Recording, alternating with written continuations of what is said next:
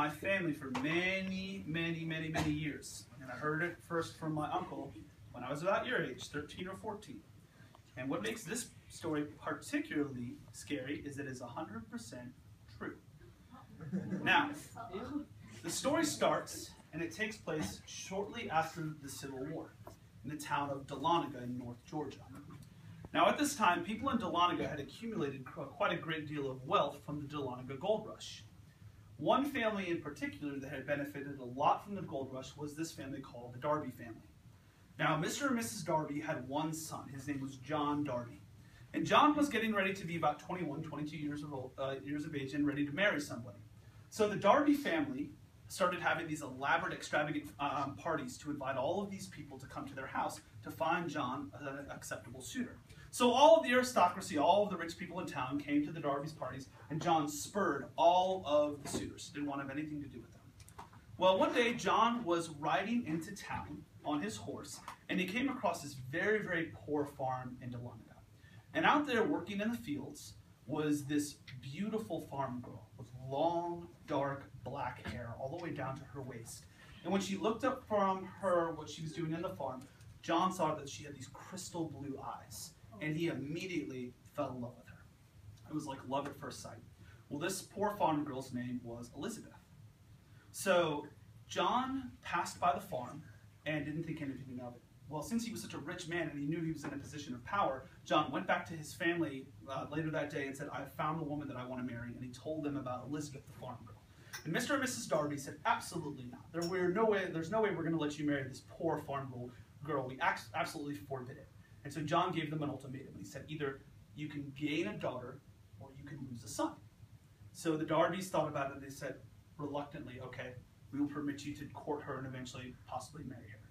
So John and Elizabeth started dating, and eventually it got to the point where John wanted to propose to Elizabeth, and he proposed to her and she accepted, and the whole town of Dahlonega was gossiping about this union of a very poor farm girl to a very rich member of the aristocracy.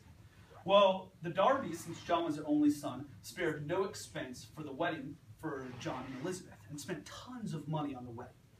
After the ceremony, Mr. and Mrs. Darby introduced John and Elizabeth to their wedding gift, which was a huge mansion that they had erected on top of Darby Manor, on top of Darby Road, called Darby Manor, that they had put right at the top of the hill of the road that the family owned. That was their wedding present.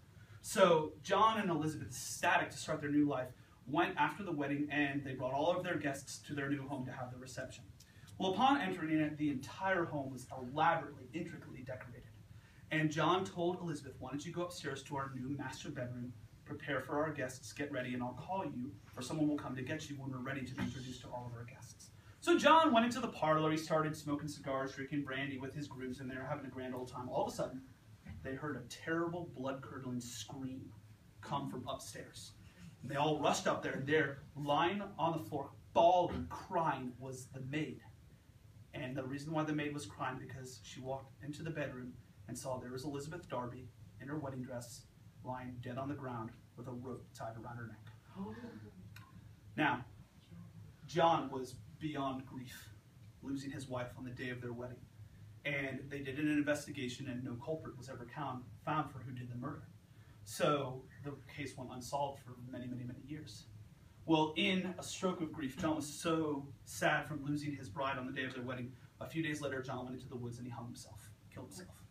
So in a matter of days, the Darbys had lost their son and a newly found daughter-in-law. So they put the house on Darby Manor, the house on Darby Road, up for sale. And years go by, and a couple people buy the house. They don't stay there very long. They end up selling it. The 1920s rolls by. They try to install modern electricity, turn it into a hotel. The electricity doesn't work. They can't get any modern types of appliances to work inside of the house. Well, as the years progress and time goes by, there became a legend inside of Dahlonega that the house was haunted. People used to notice on full moons that weird stuff would happen at the house. Lights would flash on, sounds would be coming even though nobody was living there, and there was a rumor that the house was haunted by the ghost of Elizabeth Darby. So fast forward into the 1970s, this is how my family gets involved. My uncle, who was a real estate developer at the time, travels up to North Georgia to look at some properties. And he gets to the real leasing office and he's flipping through properties, All of a sudden, he comes to the Darby house. And he sees it listed, a huge house, for next to nothing. And very curious, my uncle's like, why is this extremely extravagant house listed for next to nothing? And the guy at the leasing office tells him the story about Elizabeth Darby getting murdered there and the fact that her ghost now haunts the house. Well, my uncle was very skeptical. He's like, you're trying to tell me a ghost story for why I shouldn't buy this property? That's ridiculous. So the guy says, well, why don't you go see for yourself?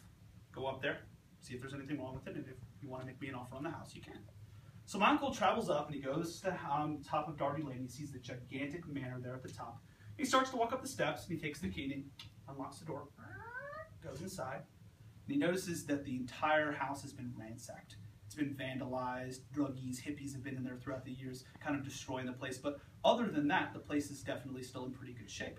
If my uncle renovates it, he can make a big profit flipping this house. So he looks around, he goes in all the rooms and everything. It's all been ransacked, except he goes to the top of the stairs and he walks all the way down to the end of the hallway. And he tries to open a door at the very end of the hallway. The door won't open. So he tries the key. The key won't work. So he's not, okay, well maybe this one's broken. So he ends up going, he leaves, and he goes back to the leasing office and said, listen, buddy, I checked out that house. There's nothing wrong with it. Let's start talking prices here. How am I going to, I want to buy this house. And the guy said, okay, no, wait a minute. You went there during the daytime, right? And my uncle said, yeah. He said, tonight's the start of a full moon. Why don't you go back tonight? That's when the people say that all the strange stuff happens. And if you spend the night there and you really want to buy it in the morning, let me know. We'll talk about pricing. So my uncle's like, I got to stay here one more night. Fine. If that's what it takes, I really want to make some money off of this house. So the next night rolls around. The full moon is out. It's a completely clear, bright sky. My uncle goes to the house at night, starts to climb the steps, opens the door, steps inside, and he notices that nothing's really strange about it. So he's starting to set up his cot when all of a sudden he starts to hear some music coming from somewhere within the house. He's walking around and he's thinking, where's this music coming from? This is very odd, and it's an old-fashioned kind of tune, an old-fashioned type of music. He's walking around, he's like, I can't understand. So he walks and he goes to the kitchen, the music gets softer. He goes kind of into the parlor, the music gets softer, and all of a sudden he realizes that the music is coming from upstairs. So he starts to walk up the steps, and he notices that the music's getting louder, and louder, and louder as he climbs the stairs. And he gets to the top, and he notices that all the way, at the very end of the hallway, there's just a little slimmer, a little ray of light coming from the very bottom of the door, the same door that the previous day he was unable to open. So my uncle starts walking down the hallway and notices the music getting louder and louder and louder. And he goes to the end of the hallway and he notices that that door that he couldn't open was open just a sliver, just a crack. And he pushes the door open, and all of a sudden he sees a room that's illuminated with light. And it's intricately decorated and completely clean. It's like all the other rooms in the house are ransacked, destroyed. This room looks like somebody has been living there the whole time. The silver is polished, the bed is made, and my uncle sees a music box on a dresser that's open where the music's coming from. So he goes over there and he closes the music box. Well, all of a sudden, when he closes the music box, he looks out the window and he starts to see a flashing light off in the distance. It's flashing. It's getting closer, closer, and closer to the window. And my uncle realizes that within a few seconds, this light is going to be in the room. So quick thinking, he goes over and he goes into the closet, and he opens the door and he looks up very slowly, just a sliver from out the doorway. And all of a sudden, the light comes into the room and it apparates into a woman in a wedding dress with long, dark, black hair. And she kind of like glides over to the dresser, and she sits down, she starts to take a brush, and she starts to comb long, dark hair. Well, remembering the story, my uncle says this must be the ghost of Elizabeth Darby that the guy at the leasing office was telling me about. So he opens the door, he starts to walk out. And he goes, excuse me, ma'am, are you the ghost of Elizabeth Darby? And she stops stroking her long dark hair and she looks at him. And when she looks at him, she's got these big black holes in her face with blood all around the edges and blood trickling down her face. And he notices that she has a big purple ring around her neck. And she looks at him and she goes,